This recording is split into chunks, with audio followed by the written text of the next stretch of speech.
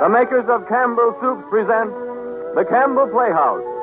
Orson Welles, producer.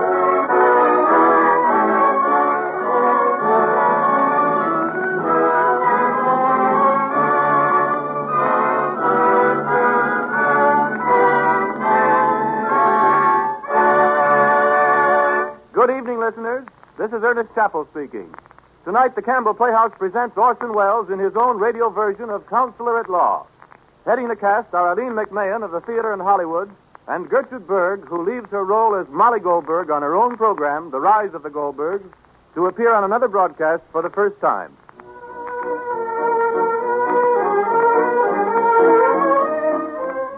Let me ask what comes to your mind when I mention chicken for dinner. I think I know.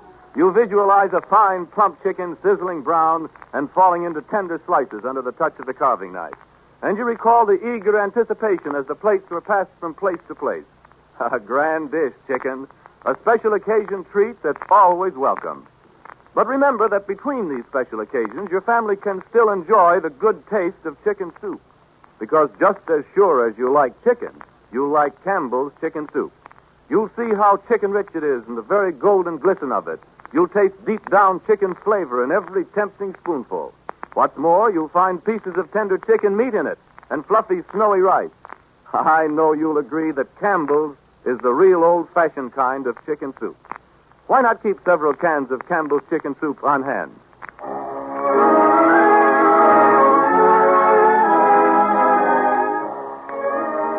Good evening. This is Orson Welles. The Campbell Playhouse, as I've already mentioned, is a radio show and not a broadcast from the stage. Our stories are addressed to you in your homes and not to an audience that we can see.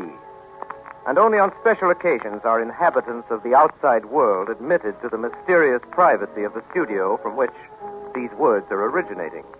Tonight is such an occasion. But tonight our story is about courtrooms and judges, laws and lawyers, and nobody knows less about these things than I do. And nobody knows more than my good friend, Mr. Samuel S. Leibowitz, who's been kind enough to come up here and check my script for inaccuracies and to advise me on points of legal procedure. Under the circumstances, the least I could do was to ask him to stay for the broadcast. For Mr. Leibowitz, as everybody knows who can spell out a headline, has been prominent in more celebrated trials than you could shake a docket at. It is hardly necessary to remind you of the Irwin case, the Vera Stretz case, the Scottsboro trial, the bread knife murderess, the Mother Honor slayer, the Vendetta woman, or the Gigolo murder. With this enviable and unprecedented career behind him, I am fairly sure that Mr. Leibowitz examined my case very thoroughly before he took it on. I can hardly hope that he will defend my performance of Counselor at Law. I can only hope that our broadcast will not detract from his record. Ladies and gentlemen, may I present Counselor at Law, my legal advisor for tonight, Mr. Samuel S. Leibowitz. Thank you, Orson. I'm very curious to see what you're going to do with one of my favorite plays. As you know, the original author, Elmer, was a law student, so his legal details are mostly authentic. As far as I can see, there's nothing in your script that would be ruled out of court. I hope you're right, Sam. And I hope you like our show. And now, if you'll just sit over there with Mrs. Leibowitz and pretend you're the jury, Aline McMahon, Gertrude Berg, and the rest of us of the Campbell Playhouse will present our case to you, and I promise you we'll all be very interested to hear your verdict. Ladies and gentlemen, and Mr. and Mrs. Leibowitz, the Campbell Playhouse presents Counselor at Law by Elmer Rice, and remains obediently yours.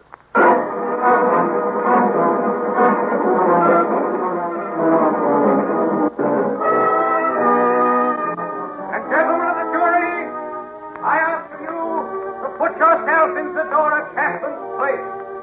She loved the deceased with all the tender emotion that a woman can lavish upon a man. The small finger that pressed that fatal trigger was the desperations of a loving heart.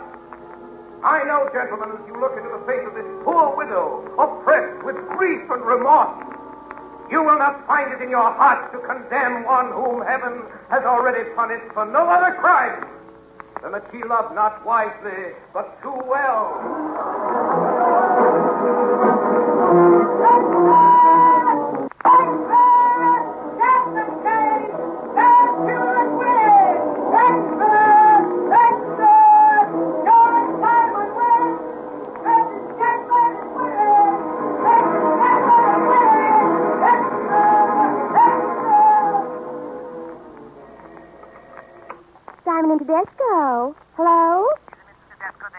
I'll put you through. Hello? Simon and Tedesco. Who's calling, please? Mr. McGee? No, Mr. McKee. Mr. McKee, Kaylight and Kitty? That's right, of Bartlett McKee. One moment, please. Mr. McKee of Bartlett McKee calling Mr. Tedesco. Oh, Henry. Yeah, what is it? Hey, Henry, will you distribute this mail? Oh, gee, I got to get out these notices of trial. Can't you even sort it? Say, who's the office boy around here, you or me? Simon and Tedesco. Line boy, please. One moment, please. Hello? Simon and Tedesco. Hiya, Bessie. That's a little loud. Oh, so it's you, is it? I thought you was dead and buried. Did you wear mourning? No, I don't look so good in black. You miss me, babe? Yeah, sure, I missed you. Did you, Bessie? Yeah, like Booth missed Lincoln. Gee, I'm glad I'm wearing long sleeves so I can laugh in them. You go for me, Bessie. You know you do. All right, now I'll tell you one. Wait a minute. Simon and Tedesco. Simon there. Yes, who's calling? Wilson and DeVore. One moment, I'll give you Miss Gordon, his secretary.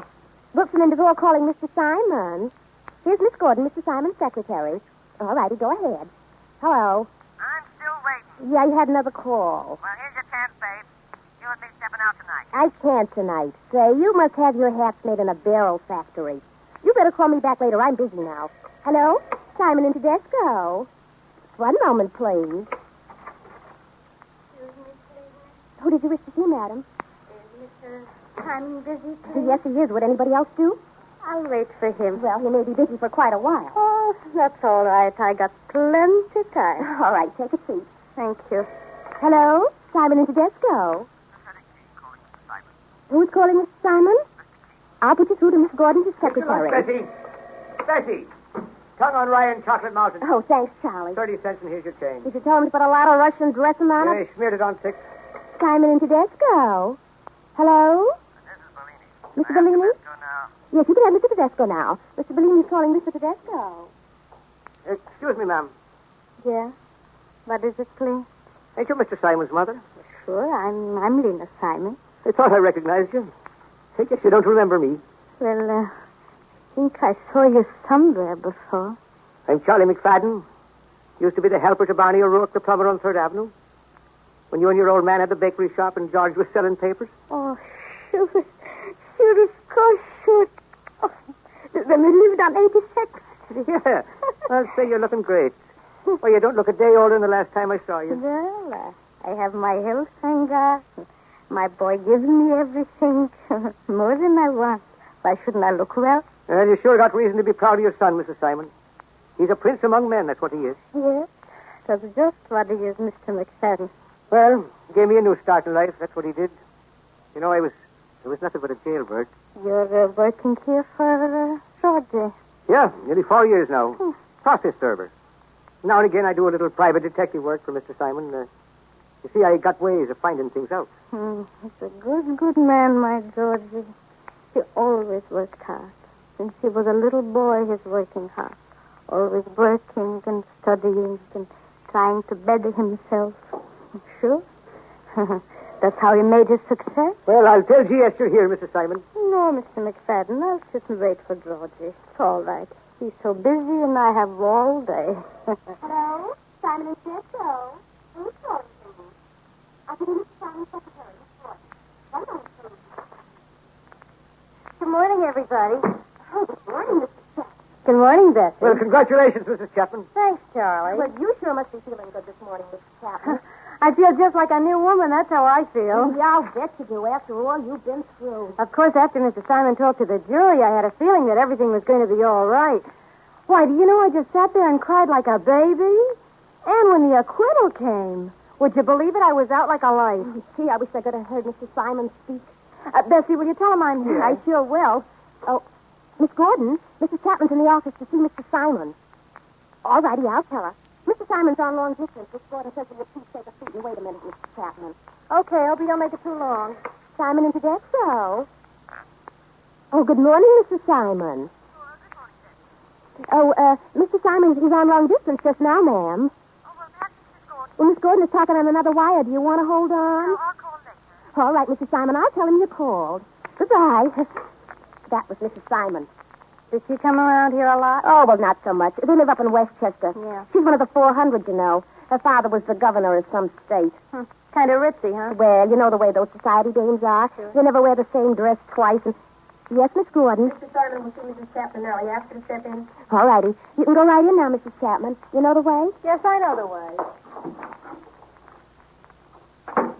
Hello, Zadora. Hello, George, darling. Sit down. Thank you, George. Pretty busy, Zadora. What's on your mind? Anything special? I got clients waiting for me. Oh, well, let them wait. George, darling, how can I ever thank you You enough? thanked me last night. It's my business to help people when they get into trouble, and hereafter don't keep any firearms around the house. It might turn out so well next time, you know. Oh, George, you were so wonderful when you talked to the jury. All those beautiful things you said about me. See, it made me feel that you were the first man that ever really understood me. Well, anyhow, I understand juries. It's very nice of you to come in, Zadora. Any time I can be of any further use to you. I'm very Why glad. are you so cold to me, George? Don't you know how fond I am of you? Oh, George, dear, I've learned to grow so fond of you. And I realize you're a Now, married man. listen, Mrs. Chapman. I was engaged to defend you on the charge of murdering your husband. There's nothing in the retainer that requires me to fall in love with you. Well, of all the darn There's nerve. a way out, Mrs. Chapman. Come Are on. you throwing me out of your office? That's what it looks like. You go to the devil. Goodbye, Mrs. Chapman. I'm going to pay for this. Say, Bessie, if that woman comes in or calls me, I'm out. You understand? Yes, Mr. Simon. So help me, that's the last of those female murder cases I'll ever handle. Hello, Georgie. Mama.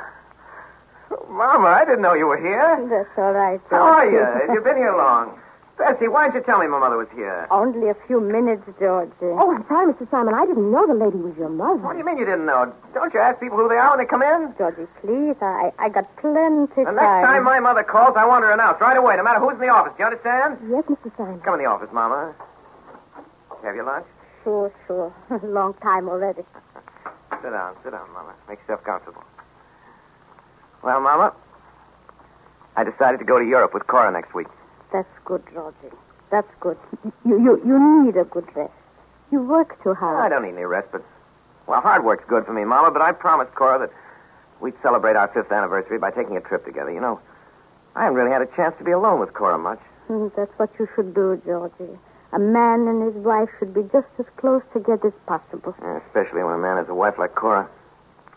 She's a wonderful, wonderful woman, Mama. Yeah. She has a good husband, and you too, Georgie. Oh, yes, of course. According to you, nobody would be good enough for me. It's wonder the King of England never asked me to become his son-in-law. Well, I'm sure his daughters couldn't do any better. Mama, you're sweet. All right, laugh. My opinion you don't change. Georgie, I want to talk to you. Is anything wrong? You feeling all right? Oh, I'm feeling fine. About me, you mustn't worry, Georgie. What's the matter, then? What do you look so serious about?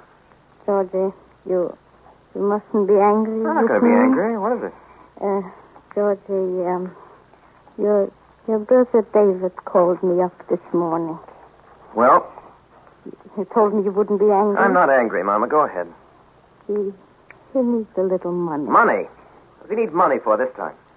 Check came back from the bank. You mean he gave somebody a bum check?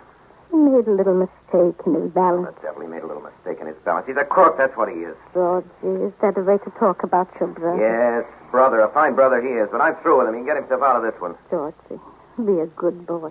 It's the last time. He won't do it again. Yes, how many times have I heard that one before? I'm through with him, I tell you. I'm supposed to be an important lawyer around here. I'm mixed up in more front-page cases than any lawyer in New York. People from old families come in and think I'm doing him a favor if I accept their retainers.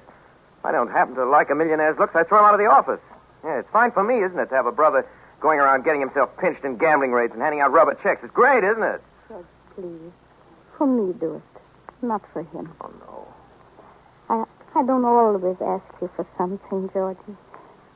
All right, then, Mama. Put it that way. Rexy, you come in? Thanks, Georgie.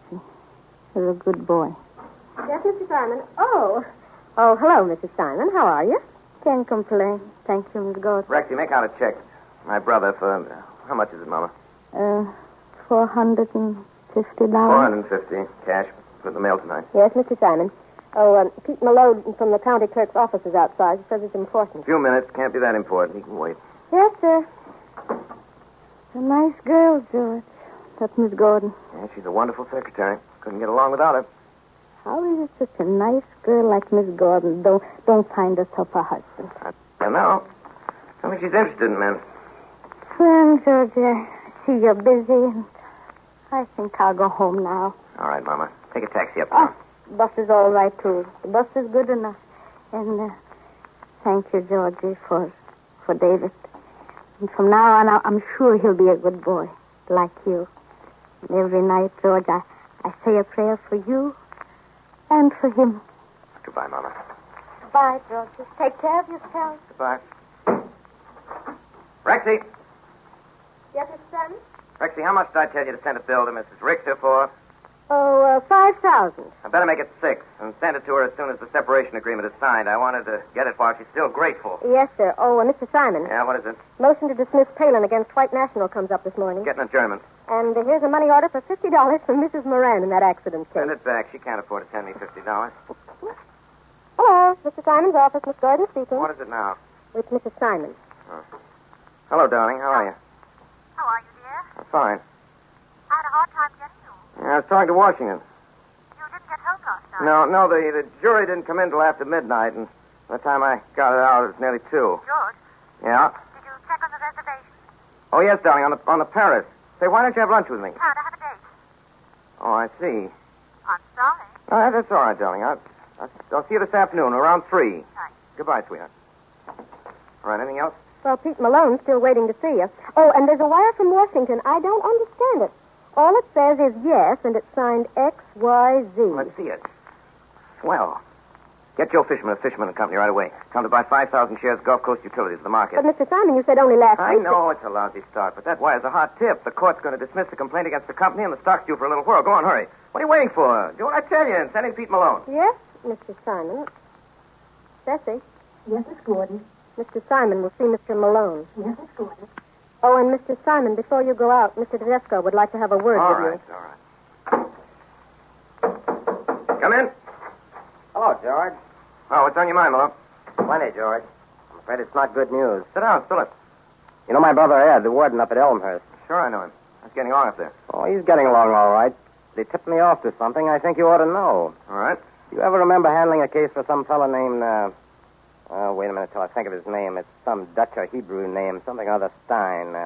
Wait, I think I wrote it down somewhere. Yes, here it is. Breitstein. Johann Breitstein. Remember him? Yeah, I remember. Johann Breitstein, this German boy. I defended him on a larceny charge about 8 or 9 years ago and got him acquittal. What about it? Was there something about an alibi? Yeah, he had an airtight alibi. That's why the jury acquitted him. Yeah, well, it seems there was another guy who was mixed up in the case. Is that right? Yes, he established the alibi for Breitstein. That's it. Well, this bird's doing a stretch up at Elmhurst, and it seems he had a session with a friend of yours who's a member of the parole board. What are you talking about? A man by the name of Francis Clark Baird. Ever hear him? Yes. Well, what about him? Well, this bird's been giving Francis Clark Baird some song and dance about that alibi being framed up. What do you mean, framed up? Well, I'm just telling you what Ed told me over the phone last night. This guy Baird on the grievance committee of the Bar Association, too? Yes, I think so. Well, that's what Ed said. He says he's got a hunch that Francis Clark Baird would like to get something on you, George. I guess that's right, too, ain't it? Yeah, sure he would. I've licked him to a fare you well in half a dozen cases. Well, that's what I said to Ed. There's nothing to it, Ed, I says. George is too smart a boy, I says, to let himself get mixed up with anything like that. Only I thought I'd better tip you off. Thanks, Pete. It was swell of you to let me know. Hey, what do you think of those silk stockings trying to pull a thing like that on me? Well, you know how it is, George. These guys that came over on the Mayflower don't like to see the boys from 2nd Avenue sitting in the high places. We're just a lot of riffraff to them. Yeah. Rexy, come in, please. Yes, Mr. Simon. I got to be getting back to the office. So long, George. Come around the club some night. Yes, I will, Pete. Thanks for the steer. Keep the change. So long. So long, Pete. Yes, Mr. Simon? Listen, Rexy, I got a job for you. It's important. Yes, sir. About 8 or 9 years ago, I defended a fellow named Johann Breitstein in General Sessions. I want you to get a hold of Breitstein right away. Let everything else go until you locate him, understand? Yes, I certainly will. And get me all the papers out of the files and have them here for me this afternoon. People against Johann Breitstein. Then send up to General Sessions and order a transcript of the stenographer's minutes of the trial and locate Breitstein. And ask Mr. Tedesco to step in here right away, and I don't want to be disturbed. Yes, Mr. Simon. Okay. Yes, Mr. Simon? Is Charlie McFadden out there? He's gone to the bank. All right. Get a hold of him as soon as he gets in. I want to see him. Hello, John. What is it, George? You want to see me? John, you're my partner. Got a right to know this before anyone else. You ever hear of Francis Clark Baird? Baird? Yes, I heard of him. He's got something on me, and he's going to break me. What do you mean he's got something on you? Well, you think I'm crazy when you hear this. Maybe you're right. I once helped a fellow out of a jam by putting over a fake alibi. Subordination of perjury. Yeah, that's right. Take Can't get me on a criminal charge. The statute of limitations is run, but they can disbar me, and they will. Disbar you? What I said. George, how did you ever get yourself mixed up in anything like that? Don't ask me. I was just a fool, that's all. I'll tell you how it happened. 9 years ago, a kid by the name of Brightstein had stolen $12 out of a locker in a bathhouse. Well, I advised him to plead guilty and get off the few months. Then I discovered that he was a fourth offender and that a conviction meant a life sentence. Well, I didn't know what to do about it, so finally Brightstein said he could get a fellow to swear that he was in his house in Jamaica the day the robbery was committed. I couldn't refuse, John. I'd known the kid and his family. I knew he'd go straight if I got him off, and he has, too. I just couldn't see that kid get a life sentence, so... Like a sucker, I went into it. Now the chickens are coming home to roost. But, has this fella Bradstein been squealed? No, the guy that fixed the alibi's been talking, making a play for parole, and of course Francis Clark Baird has to be on the parole board. It's funny in a way. For years, that Yankee's been trying to get something on me. Every time he's drawn a blank, and now this one thing that was dead and buried and forgotten falls right into his lap, and it's as good as if I'd misappropriated $1 million. Well, can't you bluff it too, George? Well, maybe yes, maybe no. Trouble is that the case won't bear any investigating. Oh, good Lord. What am I going to do, John? They're going to disbar me, sure as fate. It's rich, isn't it? I guess there's not much use going to Francis Clark Baird with the whole story. That's a laugh, John. Might as well throw a biscuit into a cage of a man-eating tiger. Well, I know some ways that you could get him that would put an end to his funny business forever. John, listen, we're a long way from Sicily, boy. Put it out of your mind. You'll make me sorry that I told you in a minute. Well, what good is a rat like that? He's out after our scalps, isn't he? And why? Because we came from the streets and our parents talk with an accent. Oh, what's the good of talking about all that? He's technically right and he's doing his duty. Well, you're not licked yet, George. We'll pull all the wires we can. Thanks, John. I know I can count on you to the last drop of blood. It's one bright spot in the picture. Got you and one or two other friends that'll stick to the finish. And a wife that's 100%. That makes it worth fighting. That's the boy. You know, maybe I'm building this thing bigger than it really is. See how it works out. I just wanted you to know about it, John, that's all. Yes? What is it? Charlie McFadden's coming, Mr. Simon. Send him in right away. Well, I guess I'll be going, George. I'll see you later. Come in, Charlie. All right, John, I'll give you a call when I come back for lunch. Thanks. All right, George. Keep your chin up. Okay, John. Thanks. You want to see me, Chief? Yeah, Charlie. Sit down. Listen, Charlie. Something I'd like you to do for me. It's pretty important. Okay, Chief. There's a lawyer by the name of Francis Clark Baird. Sure, I know him. He's right across the street in the French building. Yes? What I'd like you to do, Charlie, is to see what you can find out about him. You want him shadowed, is that it? Yeah. Well, Rexy, come in, please. Yes, Mr. Simon. Yeah, Charlie. I want you to know how he spends his time and who his friends are and where he goes nights. I get you. I don't suppose it'll do much good, but you might try. Leave it to me, Chief. I got lots of ways of finding things out. Yes, Mr. Simon. Listen, Rexy. All right, Charlie. Thanks a lot. So long, boss. Rexy, did you locate Brightstein? Well, I found out where he works. He's out on a job, and we're trying to get him. Well, have him come to the office the minute you find him. All right. I've got to go to court now on that Wheelock case. I'll be back in an hour. And you better get something to eat. I'm not hungry. Oh, Mr. Simon. Yes, Rexy, what is it? Mr. Simon, is there anything wrong? Oh, there is, isn't there? Of course not. Why is there anything wrong? Well, because if there were anything that I could do, Mr. Simon... Now you can mind your own business. That's what you can do.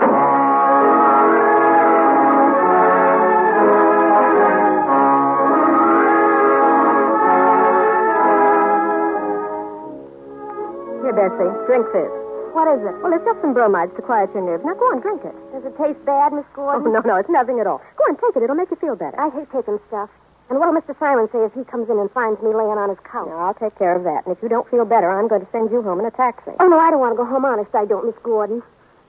I really don't. I won't start thinking if I go home. Oh, are you sure? Yeah, I'll be back in a... I think I'll be all right in a minute. I think I'll go back to the switchboard. Oh, gee, here's Mr. Simon coming now. I better scream. Hey, what's the matter? Anything wrong? Well, it's nothing, but Bessie had a little shock just now, and it upset her. She's all right again. You better jump in the cab, Bessie, and go home. Oh, no, I'm all right again, Mr. Simon. Honest, I am. I'm going back to the board right now. Now, listen, if you're not feeling all right, I want you to go home. Oh, I'm all right, Mr. Simon. Thanks ever so much, Miss Gordon. Hey, what's the matter with her? She saw somebody jump out of the window of an office building, and it gave her a bad shock. Gee, that's awful. Where was it? Well, I don't exactly know where. It was somewhere on Fifth Avenue. Imagine a fellow doing a thing like that. Well, I suppose if you're tired of living, it's as good a way as any to end it. What, jumping out of a window like that? Well, why not? A few seconds, and it's all over.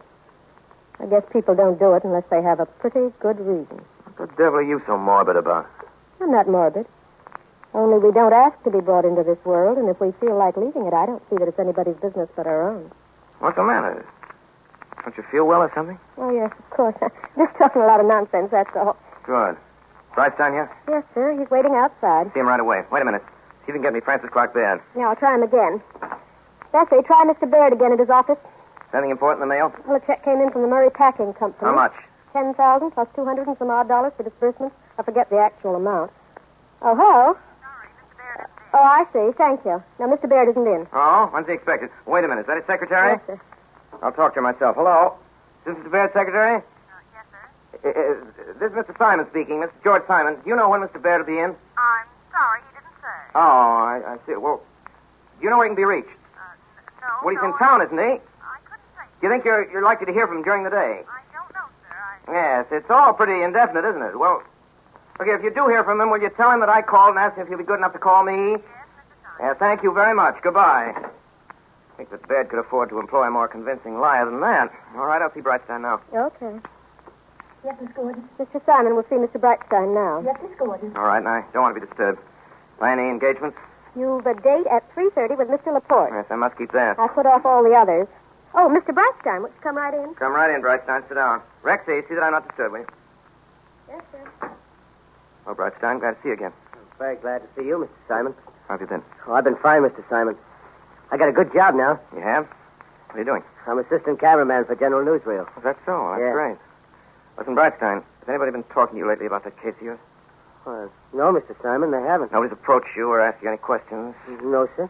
Why? Well, it seems the fellow that fixed that alibi of yours has been doing some talking. Holy Moses, Mr. Simon. Does that mean that they're going to come after me again? Yes, they're likely to. Holy smoke, Mr. Simon. What am I going to do? Well, don't get excited anyway, Brightstein. I think maybe everything will be all right. You do just what I tell you to. Well, sure I will, Mr. Simon. Gee whiz, I've got a wife and family. Now, I don't know what I'll do if anything. What you've got to do is to stick by that alibi story. Do you understand? Yeah, sure, Mr. Simon. Whatever you say. Gosh, Mr. Simon, everything I got I owe to you. Jimmy, if it wasn't for you, I'd be in for life. I'd go through fire and water All for right, you. Brightstein. All right, thanks. Just keep all this under your hat. And if anybody questions you, just stick to your story and act dumb. You betcha. You think everything's going to be all right, Mr. Simon? Well, I hope it is. Why, don't you? Oh, yeah, sure. Only I was just thinking. What? Well, I was thinking in case they should look up the hospital records. What hospital record? Well, the hospital records of this fellow that fixed the alibi. What are you talking about? Well, you know, the day it happened today, he said I was in his house. Well, he was in the hospital. You mean to say that the day you robbed the bathhouse, this man was in the hospital? Yeah, he used to have fits, and they took him to the hospital. Holy. Okay, are you sure of this, Brightstein? Oh, yeah, sure. That's why I had to pay him $200 to testify. He was afraid they'd find out about him being in the hospital that day. I thought you knew all about him, Mr. Simon. First I ever heard of it. Gee, I hope everything's going to be all right. Yeah, so do I. What is it, Rexy? Well, Goodbye. Goodbye, Mr. Simon. Goodbye, Brightstein. you Yes, Rexy, what is it? rang. Yeah, did I? I rang? Hmm. Well, I forgot what I wanted. Yes. Yes, Bessie? Mr. Simon is here. Oh, ask her to come right in. I don't want to be disturbed, Rexy, no matter what it is. Yes, sir. And keep trying to get Baird. Try him at his club. Yes, Mr. Simon. Hello, darling. Hello, George. You're looking wonderful. Oh, what is it, George? You were so mysterious on the phone. Well, darling, I'm sorry to have to tell you this. The European trip is off. I know it's a big disappointment to you, and I never in my life looked forward to so much. Something has come up. I can't get away. But you were so certain only yesterday that nothing could keep you from going. What is it?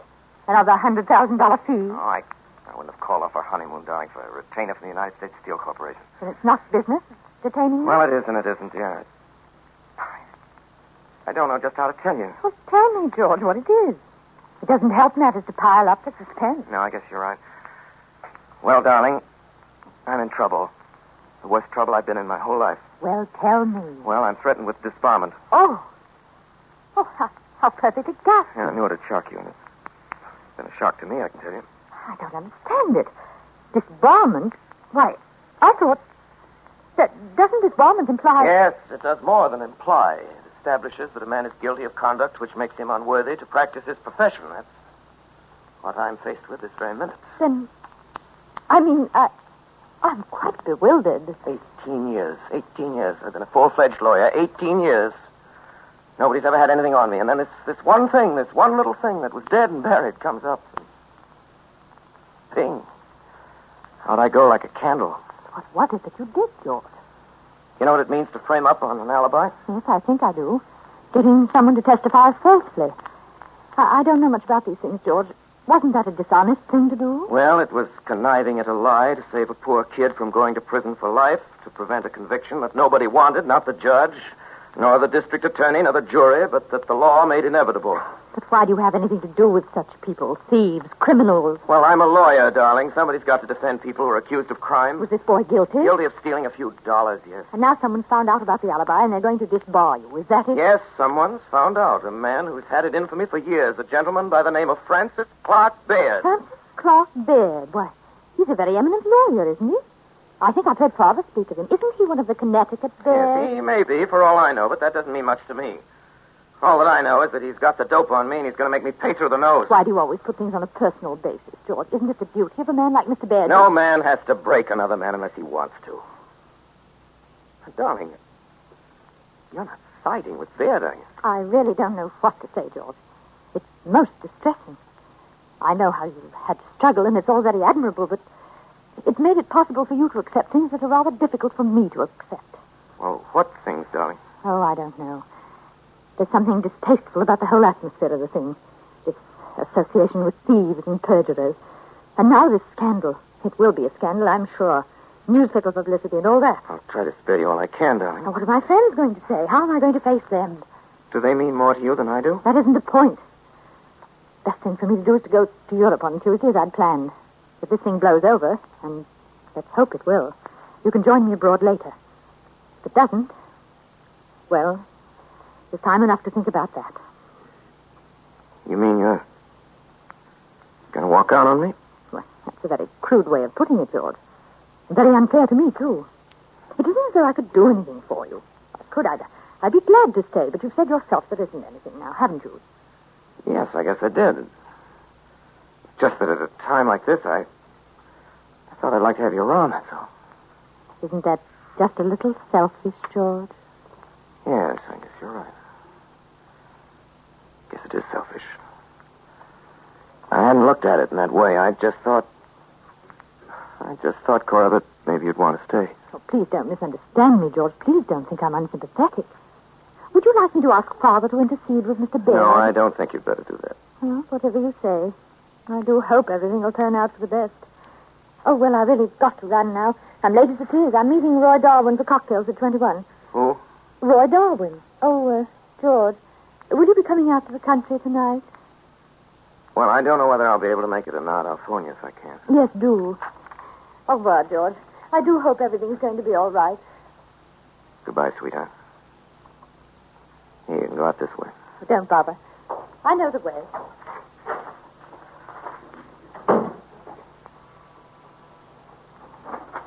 Rexy, any luck with that Baird call? No, I called his club. They said he wasn't there. Sure they did.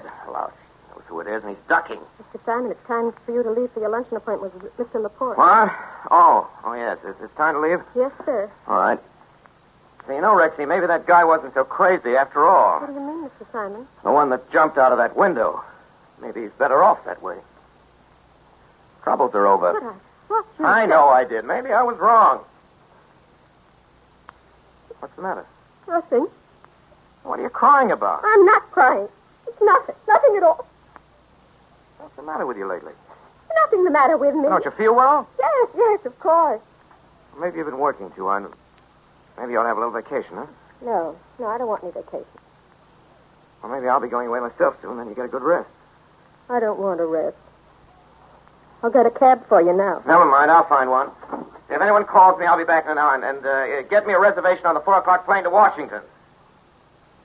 Yes, Mr. Simon.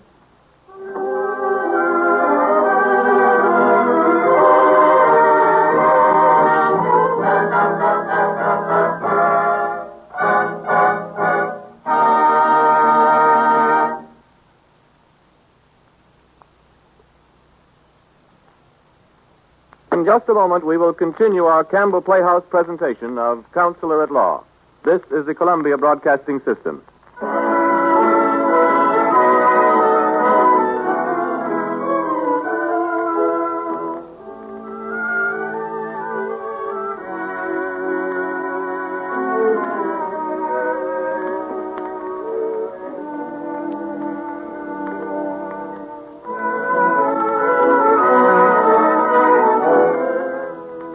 This is Ernest Chappell speaking. We welcome you back to the Campbell Playhouse presentation of Counselor at Law, starring Orson Welles, Aline McMahon, and Gertrude Berg. This is, frankly, an interruption, but a very brief one. In our first performances of the new year, we wish to thank you for your ever-increasing use of Campbell soups, which make these programs possible. Last year, 1938, you bought more Campbell soups than in any previous year in our history. Naturally, we appreciate it. In these Campbell Playhouse programs, we are making our talks about soup quite short so that they'll not interfere with your enjoyment. From time to time, we shall suggest that you try a certain soup that may be new to you or one that you're not using often. All we ask you to do is to try these various Campbell soups and see for yourself how good they are. We now bring you the second half of Counselor at Law, starring Orson Welles, Aline McMahon, and Gertrude Berg. Simon and Tedesco. Mr. Tedesco, who is calling, please? Get him, Mr. Pugliani. I'll give you Mr. Tedesco. 1 moment, please. Simon, please. Mr. Simon's out of town. It's almost 5 now. You better call back in the morning. I will. How nice. All righty. Simon and Tedesco. I want to know my Simon. Well, I'll give you Miss Gordon as secretary. Thank you. 1 moment, please. Simon and Tedesco. Hello. Yes, this is Mr. Simon's office. Miss Gordon speaking. Simon is. No, I'm awfully sorry. Mr. Simon's out of town. He left last night. I see. Well, tell him Francis Coppin to call. Oh, yes, I'll tell him. Hello. This is Mr. Simon's office. Oh, no, Mrs. Simon.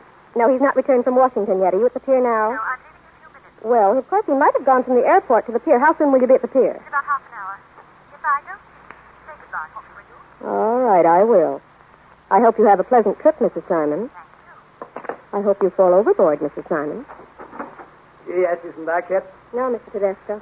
It's almost 5. I think he may have gone right to the French line pier. Mrs. Simon's boat sails at 6 for Paris. Oh, I forgot to send her a telegram. You want me to take care of it for you? Yes, if you don't mind. All right, I'll send it right away. Hello, John. Oh, good afternoon, Mr. Simon. Hello, Rexy. Oh, Mr. Simon, your wife just called up. Yeah? I'll call up the pier. No, never mind. I'll be down there in a few minutes. Have a taxi ready for me in about 15 minutes. Yes, sir. Well, did you arrange about the books and flowers? Yes, sir. Fresh flowers every day. Yes. Do they undertake that? Yes, is that all? Yeah, that's all. Well, John, Pete Malone and I just got back from Washington. Well, Might just as well have saved ourselves the trip. what did he say? Oh, he handed out the usual line of bull about what a great guy I am, how he loves me like a brother, about what a tough break it is if this thing has to come up. Yes, well, is he going to do something about it? Not a thing. Pete tried to get him to make a personal appeal to Baird, but it wasn't a bit of use. Oh, the yellow rat. Why didn't you tell him that if it hadn't been for you, he never would have got the nomination? Oh, what's the use? He doesn't know it already. It's because he doesn't want to know it. I don't blame you for being good and saw that dirty little snake. I know, but what do you expect? It's a cutthroat game we're in. It's every man for himself. Well, John, I'm about at the end of my rope. Tomorrow morning at 10 o'clock, the grievance committee meets, and once it gets before them, I can kiss my little career goodbye. No, you're crazy. We're going to fight, and we're going to get you out of it. What's the use talking that way, John? You know better. I haven't got a chance. I'm through and finished. Now, listen. Take my advice and get some sleep tonight. I guess you haven't been sleeping much, have you? No, not much. Well, that's what you need. A good sleep. Why don't you lie down and take a nap now? Huh? No, I've got to go down to the boat and say goodbye to my wife. Is there anything I can do? No, not a thing, John. Good night. Oh, Good night. Mr. Simon, Yep. I forgot to tell you, Charlie McFadden wants to see you about something. Wait till tomorrow. You getting me a cab? Yes, sir, right away. Yeah. Excuse me, Chief. Can I see you for a minute? Not now, Charlie. I've got to go down to the boat, see Mr. Simon off. Well, I've got some news for you, Chief. I'm sorry. You got some... What kind of news? It's about our friend across the way. Oh, Baird? That's him. Let's have it. Come on, Charlie. Found out something about him? Well, I'll see you. Well, what is it? Well, Francis Clark there is leading a double life. What do you mean he's leading a double life? Well, wait till I tell you now, Chief. Remember me telling you I found out that he's always making business trips to Philadelphia? Yeah, well? Well, yesterday off he goes to the Pennsylvania station and boards a train for Philly with me right behind him. He gets out of the station and hops a taxi for Germantown. So I grabs another hack and tells the driver to follow him. Yes, go on. Well, we're going along great when all of a sudden we gets into a traffic jam. And by the time it gets straightened out, we lose him. Well, is that all? Oh, Lord, no. That's just the beginning. I goes back to the station and hangs around, waiting to see if the other taxi's going to come back. Well, after waiting for about 3 hours, sure enough, back it comes. Was Baird in it? No, sir, he wasn't. Well, go on. Well, I gets talking to the driver and asks him if he remembers. He says he does. He takes the same man out every week to visit his niece in Germantown on Sycamore Drive. Number 1217 it was. So I drive out to 1217, and it's dark by now. So I looks in the window, and there's a girl. A good looker she is, too. And there's a photograph of Baird over the mantelpiece. Was Baird there? No, sir, he was not. Oh, what is all this? What proof you got that he ever was there? Wait a minute, Chief. I ain't done yet. I says to myself, that little lady don't look like no niece to me. Is that what you call evidence? No, sir. Well, go on. Well, there's nothing to do till everybody's in bed. Then I goes back to 1217 and takes a look into the house. What do you mean? You broke into the house? Well, I wouldn't want to admit that, Chief. I'd be liable to arrest and imprisonment if I did. Are you crazy? What'd you do a thing like that for? Now, don't worry about me, Chief. It was an easy job, and I ain't so much out of practice as I thought I'd be. Well, what'd you find out? Well, I figured there'd be letters from him, and there was. You found letters from Baird to this woman? Yes, sir. A whole stack of them. Where are they? What do they say? They're right here, Chief. They're all about how much he loves her and adores her, and about how she don't have to worry about her future if she'll just lie low and keep her mouth shut. Charlie, you don't know what you've done for me. Well, it's the least I could do, Chief, after all you've done for me. Rexy! Yes, Mr. Simon. Get me Francis Clark Baird on the phone right away. Yes, sir. Give me a line. Rexy, I think we've got Mr. Francis Clark Baird just about where we want him. And say, Rexy, take dictation. Yes, Mr. Simon. To my wife. Darling, don't sail. Get right off the boat. Everything's going to be all right, and I'll be able to go with you in a few days. Phone me the instant you get this. All my love, sweetheart.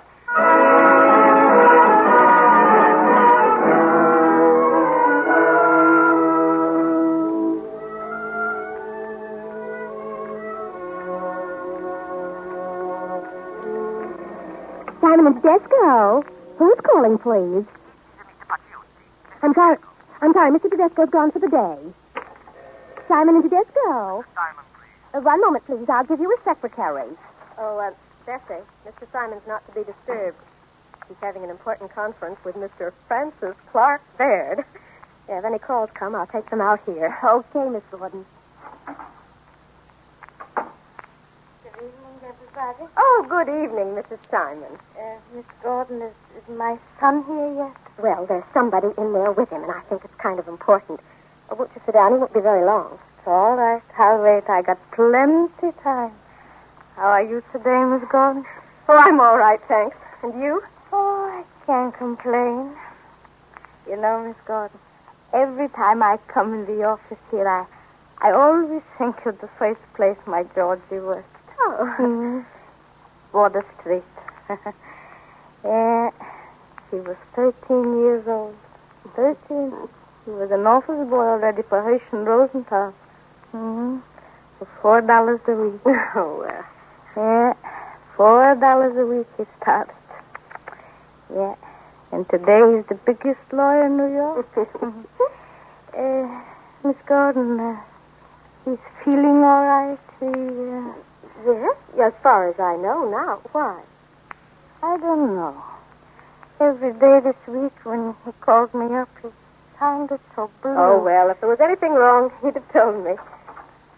Yes, Miss Baird, that'll be perfectly satisfactory. Now, after you. Thank you. Hello, Mama. What are you doing here? Hello, Georgie. Mr. Baird, I want you to meet my mother. How do you do, Mrs. Simon? How do you do? You know, Mr. Baird, she's a regular old shrew. If I don't behave myself, she comes after me with a rolling pin. Georgie, how can you talk such foolishness? I'm afraid I really must be going. Oh, must you? I'm very sorry. All right, Mr. Baird. Thanks for coming in. Why don't you drop in someday and have lunch with me, Mr. Baird? Thank you very much. Good day, Mrs. Simon. Bye. Goodbye. That's my pal, Francis Clark Baird. He's one of the finest, handsomest, blue-blooded, stuffed shirts I ever met. What's the matter with you, Now, there's nothing the Georgie? matter with me. I'm just feeling good, that's all. Can't I feel good if I want to? Oh, I'm glad you feel good, Georgie. I'm feeling fine, Mama. I never felt so fine in my life. Say, how about a little dance? Come on. Give us a dance. Georgie, are you serious? You're a fine dancer, you are. You have to give me a few lessons. Now, come on. Give me lessons right now. La-da-da-da-dee-da-da, now round here. Tell him he should behave himself. That's a beautiful hat you have on, Mama. Is that a new hat? Oh, God. 2 years ago it was new. I never saw it before. Here, Mama, buy yourself a new hat. I don't want a new hat, Georgie. I want you to buy yourself a new hat. Come on, take it, Mama. Georgie.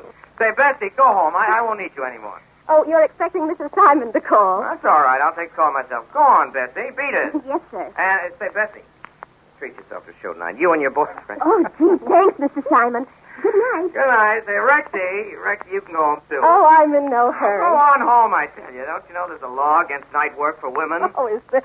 Are you sure you don't need me? Listen, if you don't go right away, I'll drop you out of the window. Go on, run along. All right, I'll get my things.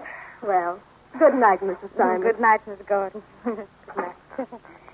George, why do you act like crazy? I don't know, Mama. I'm just feeling good, that's all. Would you like to see me feeling good, Mama? Well, I didn't think you were feeling good, Georgie. That's why I came to see you. Over the telephone, you sounded so blue. I was worried about you. Oh, there's nothing to worry about, Mama. I had one or two important things on my mind. Everything's all right now. Everything's fine. I feel great. I knew there was something wrong. It's all over now, I tell you, Mama. Now, wait a minute. That must be Cora. Hello? Hello? Yes, darling, it's me speaking. Now, listen, sweetheart. I've got some wonderful news for you. Listen. Everything's all right. Everything's all right, honey. You know, the Baird matter. Well, it's all fixed up. I knew you would be. And listen, darling, get right off the boat. We've only got 10 minutes. Why didn't you get my note? Yeah, well, you still got time to get off. Honey, we'll have a little celebration tonight. You know, just the two of us, you and I. Well, but, darling, it's only postponing it a few days.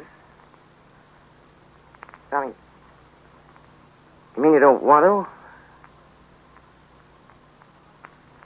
I see. Yeah, sure. I wouldn't want you to do anything unreasonable, no, dear. No, it's all right. No.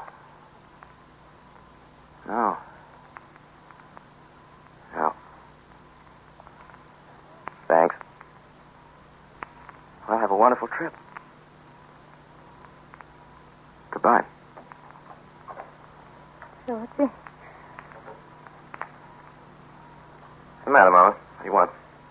Georgie, something wrong? Tell Mama. Nothing wrong, Mama. And I tell you, there's nothing wrong. Why don't you tell me, Georgie? Let me alone, Mama. Can't you let me alone? Yes, Georgie. Only if I can help you. I don't want any help, Mama. Help me by going home. That's how you can help me. All right. All right, Georgie. If you want me to go, I'll go. I wish you would. I have some work to do. Bye, Georgie. Please take good care of yourself. Yeah, goodbye, Mama. Bye. Stop worrying about me. Bye. All right.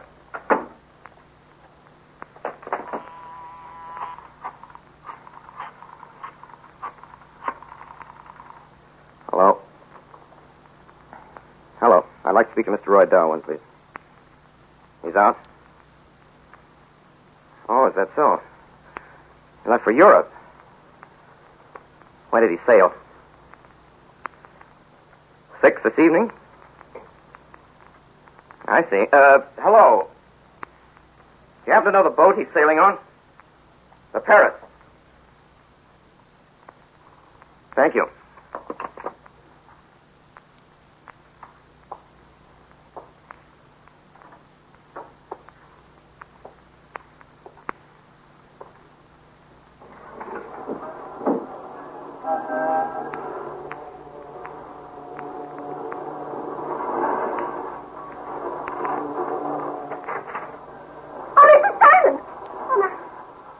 What are you doing at that window? Nothing.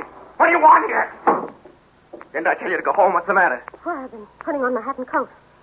Don't lie to me. Don't lie to me. You've been hanging around spying on me. That's what Oh, you've no, been I doing. haven't. Honest, I haven't. Don't lie to me. You've been spying on me. Oh, I couldn't go home. I was so worried. Shut up! Shut up! You hear me? Or I'll break every bone in your body. You better start looking around for another job. I'm leaving this business. Oh. I'm through. I'm finished. You work yourself to the bone, and for what? So every snob in town can answer it. Can't you even answer the telephone? Hello? May I speak to Mr. Yes. Well, I'll see if he's still here. Who's calling, please? Mr. Theodore Wingdale, the president of the American Mr. Theodore Wingdale, the president of the American Steel Company. Tell him to go to the devil. Shall I say you're not in? I don't care what you say. Well, I'm afraid he's gone, Mr. Wingdale. Is there anything I can do? This is his secretary speaking.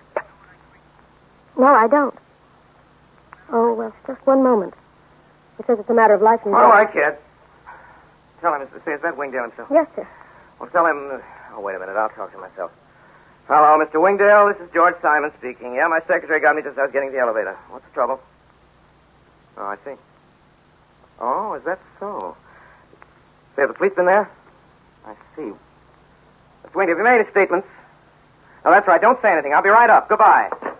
Wingdale's son had a fight with his wife this afternoon. Shot her dead. That's how awful. Say, she was the richest girl in Texas. Can you imagine what a case like that's going to be? We've got to get right on the job. Well, I'm ready. You're always ready, Rexy. That's one thing I can count on. What? Nothing. Come on, hurry. We'll grab a sandwich on the way up. Yes, Mr. Simon. Well, what are you waiting for? Not a thing, Mr. Simon. Come on. You don't need a hat. Come on. Yes, Mr. Simon. Say, Rexy. Yes, Mr. Simon?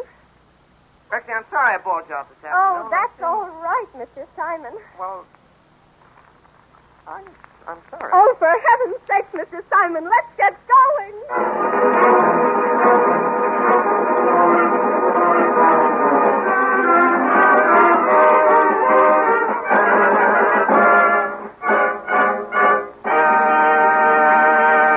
You have just heard Orson Welles in his own Campbell Playhouse production of Counselor at Law by Elmer Rice. In just a moment, Orson Welles will bring you his guest of the evening, Mr. Samuel S. Leibowitz, noted trial lawyer, and the leading players of tonight's cast, Aline McMahon and Gertrude Berg. But first, as I said a little while ago, you and your family can enjoy the good taste of chicken anytime just by serving Campbell's chicken soup. You see, it's made the good old-fashioned way.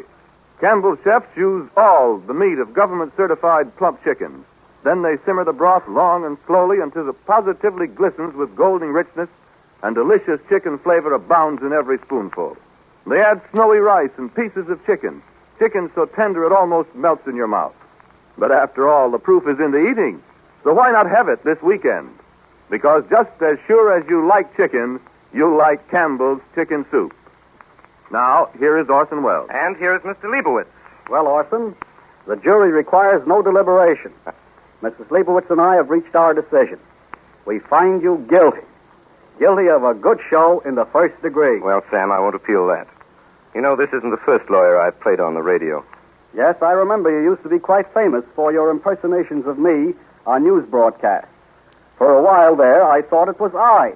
Sam, I'd like you to meet the accessories before the fact. Aline McMahon, please take the stand. Your witness, Mr. Leibowitz.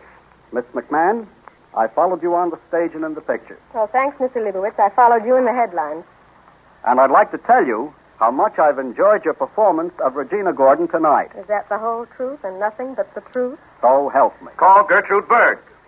Mrs. Berg, Is it not true that during numerous 15-minute periods from Monday through Friday, you are known to millions of radio listeners as Mrs. Goldberg? Yes, Mr. Leibowitz. And is it not true that tonight is your first appearance outside that radio series? I must remind you, Gertrude Berg, that anything you say may be held against you. Yes, Mr. Leibowitz.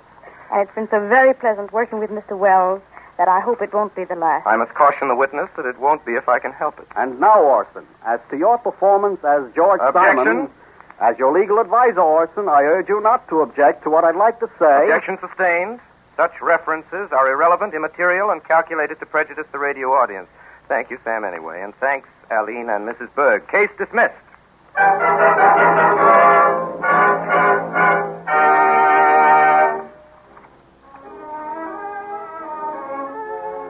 Well, next week, we're leaving offices and courtrooms and taking you out of doors and out to sea for a sea story, a true sea story. For all of the wild yarns that are spun about ships and sailors, the hardest to believe is the thoroughly authenticated adventures of the crew of the HMS Bounty and her master, Captain Bligh. Nordhoff and Hall have retold these adventures in 3 bestsellers. The name of the first of these was the name of a great movie. It is also the title of next week's broadcast. Until then, until Mutiny on the Bounty, until next Friday night, the Campbell Playhouse is obediently yours. Heard on tonight's program was Manhattan Serenade by Louis Alter. This is the Columbia Broadcasting System.